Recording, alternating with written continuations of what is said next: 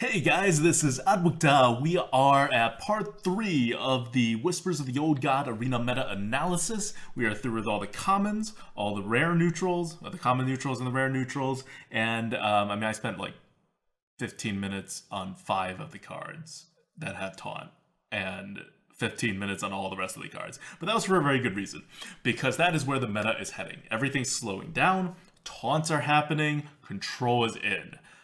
Just a quick recap before we move on to the epics. The top cards, the what we'll call the meta movers, in Whispers of the Old Gods, when it comes to the commons, the one that's really going to define the meta are going to be the taunt cards, topped by Bog Creeper, which is, in my opinion, the best neutral common card, and best neutral rare card for that matter, in the Whispers of the Old God. And other good cards include Cyclotron, another taunt, Corrupted Seer, Board Clear, Corrupted Healbot, Large Minion, and we'll put Nerubian Prophet in there as well. Just being a nice board flipping kind of card. So a lot of control and late game cards that are going to be very good, and that's really going to set the pace. And let's see if the epic cards kind of back that up, or if the epic cards kind of push this in a different direction. Epics don't really matter all that much, but we're just going to cover our bases. And I'm going to start right down the line going by meta here before we go on to the other stuff. I'm also going to cover nerfs in this video and a little bit extra. So hopefully we get to it. Psychopian Horror. It is a taunt, as we've come to expect by now. It's 4 mana, and you get +1, 4 mana, 3/3, and you get +1 health for each enemy minion. It's probably going to be one enemy minion, at least, generally, by the time you want to play this. You just don't remove it yet, and then you play it. So it's going to be a 3/4 at least. You can usually get it out for a 3/5, maybe a 3/6, a little bit iffy after that. So that's pretty good. Is it as good of Ascension? No, because as a drop, it's pretty much never going to beat Ascension on turn 4. Like, who has more than 2 minions on their side of the board after going into your opponent's turn 4? That, like, rarely happens. So that drop play is so important that I think this will not be as good as Ascension, even though later in the game, if you're behind, right, there's significant upside here. But still, very good card. Even the downside of your opponent only having 1 minion, it's still a 3/4 taunt, which is not awful. So this is definitely a very good card. Twilight Summoner is the next card, and it is a 4 mana 1/1. We've talked about this before. The Death Rattle summons a 5/5 Faceless Destroyer. Tempo-wise, technically, it is a Yeti, so it gets more stats, but it's delayed by 2 turns to be able to attack, right? Like, if you drop the Yeti, you can attack the next turn. If you drop this, you have to kill this the next turn, and then a 5/5 comes up, and then you can't attack until the turn after that. So is it really worth it? Mathematically, it's fine value-wise, but you really lose the board when this happens, and you give up the initiative. So it's really not fine, and this is significantly worse than a Yeti. But because the value still is there, it's not a bad card by any stretch of the imagination. It's probably like average-ish. Faceless Shambler is next. Another really slow card, and another taunt card. You copy the friendly minion's attack or health. It means you're not playing it on turn 4, or else you're at best copying a 3 mana card. You're playing this way later when you have a bigger minion on the board, or when you can play a bigger minion and copy it on the same turn. So it's a card that you play later, and it's a taunt, right? It's very focused. This expansion, right? If there's anything that you're getting from these videos, the Whispers of the Old God is very focused on this taunt theme, and very focused on this defensive play theme. Next card, 5 mana Dark Speaker, 3/6, 5 mana 3/6s. Not that good of a stat of a kind of total amount of stats, and it doesn't really seem to matter because the battle cry says swap the stats with a friendly minion. So it starts out being like 2 stats understated, and then it gets to kind of charge out, right? Like if you swap the stats with a small minion, you get to charge out 2 more attack and a bunch of health, and your minion still lives. So that's useful. But on the other hand, if you have only a big minion on the board, you kind of swap to the smaller minion and you lose initiative, actually. It's kind of a double-edged sword, the ability, even though you could probably make it work for you more often than not. But it's still understated. Like, you don't get too much initiative out of it. You get at most 2 attacks worth of initiative, and it's understated by 2 stat points. So it's not a good card. It's not the most awful card. 3/6 as far as stat distribution goes is not that bad, but it's definitely going to be below average. Unless I'm missing something about the battle cry that makes it really good. I don't think so. Validated Doomsayer. At the start of your turn, set this minion's attack to 7. This is going to be done. I'm going to do this kind of in connection with Scaled Nightmare, which does kind of the same thing. You kind of need the board to play these cards, so it basically has taunt, right? Like if you have the board, these cards become really big for their mana costs, and it's really good. If you don't have the board, or if you're fighting for the board, these cards have taunt on them, because otherwise they get really big. So even if your opponent can't remove him, they will really hit into these guys. And if it survives one turn unharmed, right, like the Validated Doomsayer is amazing, and the Scaled Nightmare is a pretty good card.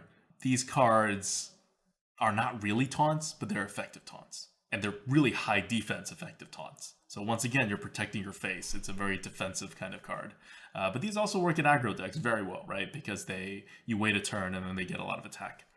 And overall, they're good cards. They're not great cards, but they're definitely not bad cards. You wouldn't be too sad to have them in your deck.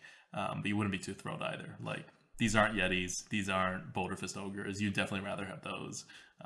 But it could be worse fates than taking cards like these, especially with epics. Epics tend to have like weird things that don't work in Arena. Next card is Ancient Harbinger. Speaking of weird things that don't work in the Arena, 6 mana, 4/6, where you can bring out a 10-cost minion. There are no 10-cost minions. We just added the first 10-cost common neutral minion to the Arena. There's no 10-cost minions of any classes. It's just like some legendaries. And Sea Giant, I think. It is not going to happen, is what I'm trying to say. So it's just a understated 6-drop, and it's 4/6. It's severely understated. It's not a good card. Scaled Nightmare we just talked about, and so Blood of the Ancient One, 9 mana, 9/9. Text doesn't matter. 9 mana, 9/9's a little too big, and 9 mana is one of the most awkward mana points to play, because you can't hero power after that, and you probably don't have a 1 mana card to play. So not a good card, not awful, somewhere between that range. You kind of see the way we rate these cards. Like a 6/6 is of a certain quality, and a 7/7 is like a little worse, and an 8/8 is a little worse than that, because as these cards get bigger, they're just more susceptible to being removed all at once with a hard removal. So even though they're all kind of statted the same to their mana, you can't play them until 1 turn later, and then they get hard removed. So they're really not that good. They get progressively worse as it becomes a 7/7 for 7 to an 8/8 for 8 to a 9/9 for 9. So this one's going to fall pretty far behind. And those are the epics. There's not even a single epic card below, 4 mana? And half of them have taunts or effective taunts. Like I said, slow meta. It's going to be very defensive. You're going to be able to play a control style. Just to give you an idea of how slow this meta is, and how defensive it is, the total cumulative number of common, rare, or epic minions with more attack than health, which is not normal, but you generally get a few of them. It's 4 for this expansion. Just 4 out of all the common, rares, and epics we talked about. And one of them draws a card, which is the Corrupted Loot Hoarder, and one of them has a taunt. So that's how slow this meta is going to be. These are all cards with additional offering bonuses, by the way. Okay, so going through that, we now have to look at other ways the meta is changing, because new cards are not the only way the meta is changing. The meta also changes because a bunch of cards are getting nerfed. So what cards are getting nerfed? Are they nerfing fast cards that are going to make the arena slower after you nerf them? Or are they nerfing slow big cards, which taken out of the arena meta will make decks faster? I'll let you take a guess which way it's going. So, I mean, generally, these nerfs aren't huge. They affect cards we generally don't play with in the arena anyway, so the impact on the arena is not big. I don't want to overstate what's happening with the nerfs, but the cards that are getting nerfed are kind of mostly going to slow down the meta too. So the ways that they nerf the cards, one is they raise the mana. Raising the mana will make a card slower, right? So Ironbeak Owl, it's kind of a control card, but it can be used to break taunts in order to go face and all that too. So I call it kind of a neutral card, right? Like it's a small enough card that, like, but on the speed scale, it's a small enough card that you don't really want it if you're playing a control heavy game. You want like Spellbreakers, and it's also only got 1 health, so it dies for free. It doesn't really give you a card. And on the other hand, it can break taunts that hit the face. So while it's not a curve card and it's not terribly great for tempo, I still consider it a middle card. And it got killed. It like flat out got killed. They added an extra mana onto this guy. So this is out of the meta now. It wasn't really terribly a concern in the meta, but you're just never going to see it again. I mean, I don't know what it is with Blizzard. They have something against birds. Because as soon as I saw this nerf, I'm thinking, oh man, there was that Starving Buzzard nerf that also raised the Starving Buzzard mana cost by a ton and completely nerfed that. And then there was, before that even, the Parrot nerf, which reduced the stat. Anyway, Blizzard has a thing with birds. If I were the Lost House Rider, I would be concerned. They also raised the mana on Big Game Hunter. Big Game Hunter was a very good card in the arena, and it was a very annoying card in the arena, and it is not going to be anywhere near as annoying, because one of the great parts about Big Game Hunter wasn't that it killed something with 7 attack or more, because there's not that many of them. You can like just wait around for it, and like in a third of your game, and like, I mean 2/3 of your games, you won't see it. They may have it in their decks, but they just won't draw it or they won't play it. So being able to play it as a 4/2 for 3 was a very important part of Big Game Hunter. Now, not only is it 2 mana more, it's you also just like you can't play it unless like it doesn't get any value unless you destroy a 7 mana minion. So it's like pretty much unplayable in the arena now. Molten Giant also got nerfed. Doesn't really make an impact. The other way they nerf card is stat reduction, which is kind of weird. I thought they were trying not to do that with the soul of the cards, but they preserved the soul of the ability for these cards. Leper Gnome, lost in attack. Leper Gnome, common, neutral, fast card, deals face damage, knock down a peg. Knife Juggler, rare, but highly, highly rated, so you do get to see it in the arena a lot. Becomes a 2/2 now instead of a 3/2. So once again, that was a card that you don't really play it as a control one because it's a 2-drop, 2 because you can play it with something else to kind of throw some knives immediately and get going. And if you're aggro and you can keep it alive, you get a lot of free knives. So that also got nerfed. And then finally, a card just was totally changed. One of the neutral cards was totally changed. It's Arcane Golem. Apparently 4 damage to the face for 3 mana was a little too much for Blizzard, so they finally got rid of it. It is now 4/4, and it still has the give your opponent a mana crystal thing. So it's not an unplayable card in the arena. It was never a great card in the arena, but it was kind of good because after a while you don't really care about giving your opponent a mana crystal, and it's just 3 mana for 4 damage, right? Now it's not as good, but a 4/4 for 3 mana is still a 4/4 for 3. It's still a 4/4. Like, ignore the 3 mana part. It's still a 4/4. You compare it to Dancing Swords. Would you rather give your opponent a mana crystal, or would you rather give your opponent a card? Well, on turn 3, you'd probably rather give them a card. But like starting around turn 5 or 6 even, you'd kind of rather just give them a mana crystal. The values get a lot closer. And then if you're top decking, the Dancing Swords is awful. You kind of just like lose a card. It's almost like you top deck nothing because the average card is a 4/4. Whereas the Arcane Golem now will still get you a 4/4 and there's no downside. So Arcane Golem is definitely better than Dancing Swords, I think. And it'll occupy a spot between where the Arcane Golem used to be and where Dancing Swords is now. Definitely still playable. But still, right, you got rid of a card that could go face and that had initiative to potentially go face into a card that ramps up your opponent. I don't know if it's really going to be a slow card because it does have initiative and that's a kind of a control style, but it could have also gone face. So I don't know, maybe kind of even, but overall, just not a lot of impact. What's going to make a bigger impact is that LOE cards are going away. They're just completely going away. And they had a 50% bonus on them, which means that you will see LOE cards 33% less now. That's a pretty big deal. This is almost as important as the new cards on a card-to-card basis. It was also a lesson that we learned when we were evaluating LOE, because we didn't think about it too much before, because the first set that actually had a bonus, as far as we know, was TGT. So the LOE was the first time that bonus went away. And that had a huge impact on the meta. Like, LOE's impact on the arena meta wasn't really the LOE cards outside of like Warrior and certain other class cards. And as far as the neutrals go, it was the fact that the TGT set kind of was moved out in terms of the offering bonus. It went away. And LOE cards have an even higher offering bonus. So it's gonna be kind of a big deal when these cards go away. And what cards are they? You have 3 out of 7 of the common cards being slowish discovery cards. You have 7 of the 12 cards being slow bigs. And you only have 2 real curve cards. One is a huge toad and one is an ancient shade. So LOE cards were slow. They were more like discover slow, not like taunt slow. So they weren't so much defensive as they worked well if you can afford to be slow. So while Whispers of the Old God is going to shift that kind of defense to be more protecting your own face, and while also getting the big minions still, while LOE was more about drawing cards to boost your card advantage.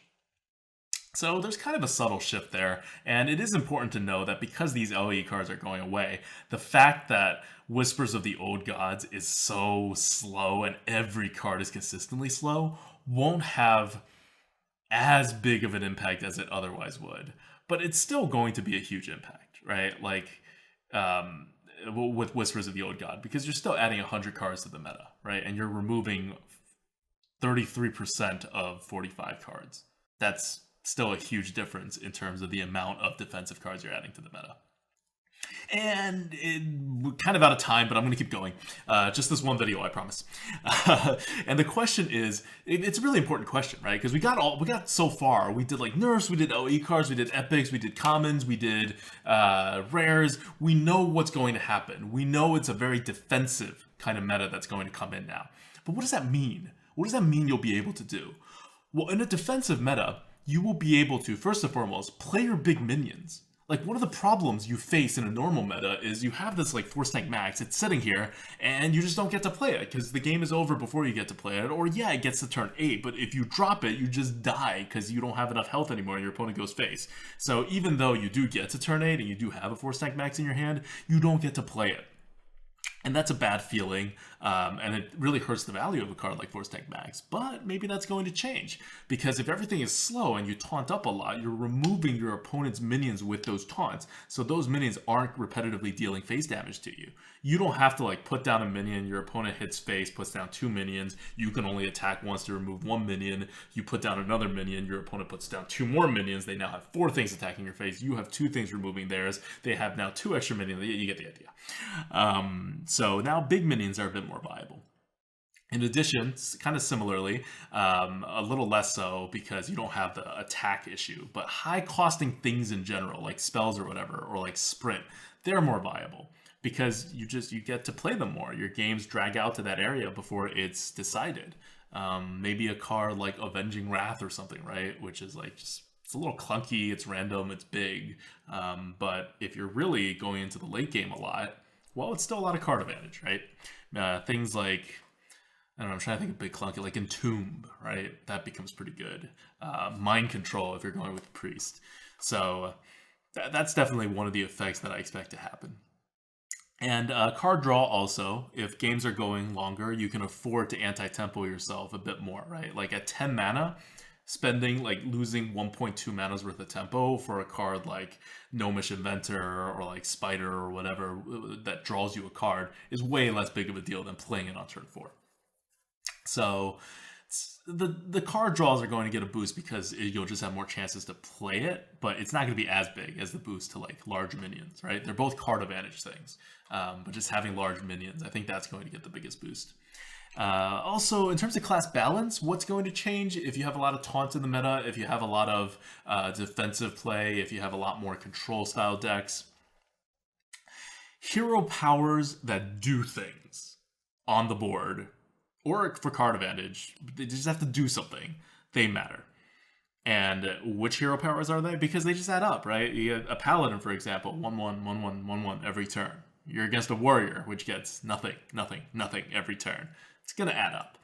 And the warrior can't finish the deal, can't close the game out because you keep taunting. So it's going to be a big boost to paladin. It's going to be a big boost to mage. It's going to be a big boost to priest.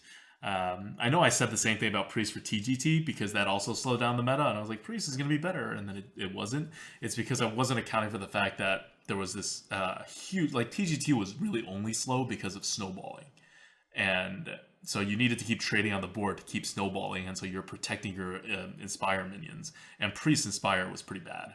It was worse than we anticipated, and in addition, that kind of playstyle doesn't really help the priest.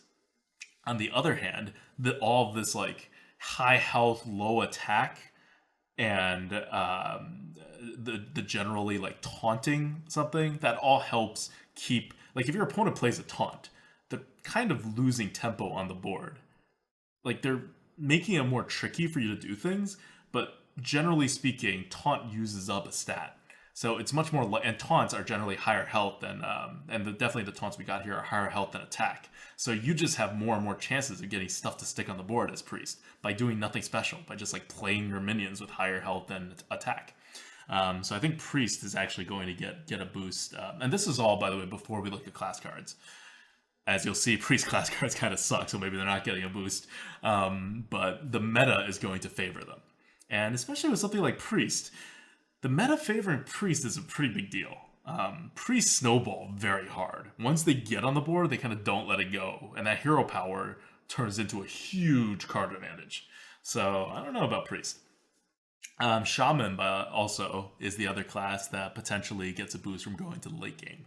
If you can control the board in the late game and you build your totems up, you get all your minions healed by 1 every turn. You get an extra 1/1 every turn or an extra taunt. Like, it's super annoying. And if you ever get a Flame Tongue totem or like a Thunderbuff Alien or something that buffs things, you have extra attackers. So those are classes that are going to get a boost with the slower meta. And the people that are going to suffer are going to be classes that do nothing with their hero power, right? Like Warrior, I said, Hunter, especially Hunter. They taunt, right? And your minions get destroyed, and you don't get as much face damage as you need to.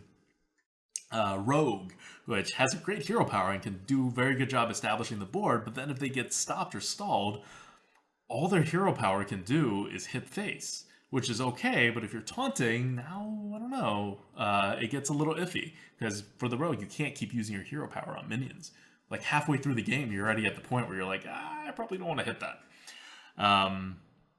And then you have the two classes that don't kind of fit into either of these, which is Druid and Warlock. Druid, you can keep getting 1 tempo every time you want it, and if you're killing 1/1s, you can match a Paladin, right? Tempo for tempo, but if you're hitting other things, well, you're going to start using your life pool, and then you get into the Rogue problem.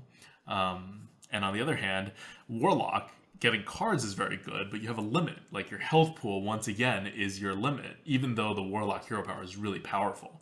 You can only control the board and go so late into the game before either you actually start running out of cards, because you've been drawing them and you only have 30 cards in your deck, or when you just don't have enough health to support it. Now, on the other hand, with the Warlock, having taunts is really good for the Warlock, just like because it protects your face. So Warlock's kind of in an iffy spot. I think they'll come out ahead on this meta, but it's not like as big of a slam dunk as, say, like Major Paladin or a Priest.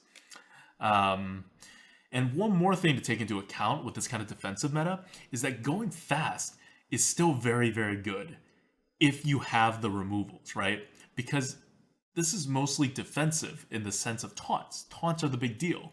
But if you're able to remove a taunt, then all taunts are slightly slower tempo cards, and they don't really do their job, and you can keep attacking face with your existing minions and rack up that damage. So especially if you have some reach in your deck and you're one of these classes like Hunter or Rogue or Paladin even, where you can go fast, right? Like Hunter goes fast and then finishes with reach, Rogue takes the board with tempo, and Paladin takes the board with buffs. These are all suitable if your opponent is just like kind of playing passively and playing taunts and larger minions and minions that draw cards, right? So if they keep doing that and you're a paladin, you buff your minion and you go, right? If they try to do that and you're a rogue, you out-tempo them and then you snowball forward. If they try to do that and you're a hunter, you just need one opening, right? You just need one good turn where they run out of taunts, even though they've been taunting the whole time, or you've just removed their taunts, and then you go face and you just finish it off with reach, because their cards are slow. They're not going to kill you at any time. You can hero power for 4 turns without fear. That's 8 health. So fast is also good, but it has the conditional where you do need fast cards. And there are no fast cards in the neutral category coming in for Whispers of the Old Gods. So the class cards are going to be the ones that are going to have to carry it. And we'll see if these classes can get these fast class cards that will allow them to stay viable in the new meta. And again, everything I have just said about classes is not how good the classes are going to be in Whispers of the Old Gods. That's the next video. That's the next 9 videos. We're going to do one in-depth one for every class. But this is how just generally the slower meta affects the classes without considering what new cards they're going to get. Okay, so that's it for me. Once again, patrons are over here. Thank you guys so much. You make this possible. I'm glad we got through this whole thing about the whole meta when it comes to Whispers of the Old God, all the neutral cards. Because now we have a base, right? Now we have kind of a shared language that we can work from when we start talking about classes and how the classes are going to fit into this meta. And again, from the very beginning in the first video, right? Slow, vanilla cards. None of these cards are terribly exciting. I don't know, maybe you're excited by these cards, but I'm definitely not. These are just, right? They're like expected cards almost. But the meta itself is shifting definitely in a new direction. And it's going to make these control decks, which have not been that good in the arena, a lot more viable. And that's it from me. I'll see you guys with the class videos next time.